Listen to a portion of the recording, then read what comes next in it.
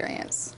Pretty much everyone is now familiar with former Spokane, Washington NAACP President Rachel Dolezal, who lived as an African American, even though her parents have identified her as white. But are you familiar with Clarence King?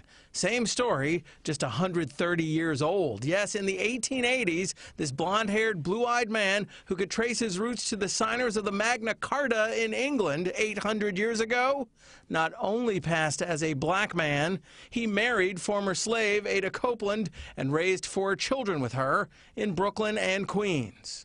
So he could zip across the Brooklyn Bridge to Brooklyn, assume his different identity as a black Pullman porter, come home to his African-American wife and 4 children, and be pretty confident that his Manhattan intimates weren't going to see him there.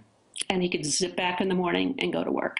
Professor Sandweiss spoke with me by Skype about her research that's in her book, Passing Strange, about Clarence King's double life, in which he claimed he was a Pullman porter, an African-American passenger rail worker, at a time when a white man could, if he wanted, pass himself off as a light-skinned black man.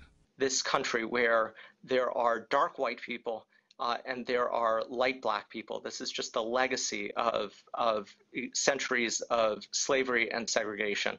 Vanderbilt law professor Daniel Sharfstein has done some of the most extensive research about this issue in his book, The Invisible Line, and also pointed out by FaceTime that New York has seen more than its fair share of whites passing as black for a very long time. Johnny Otis, the band leader, was Greek by descent, but he regarded himself and proclaimed himself to be African American. What's race, right? That's what's at the foundation of this. Now, scholars agree now that race isn't a biological difference. So the idea that someone would claim to be a member of your group without sharing that wealth of human experience that you share with others, I think to some people is very disturbing.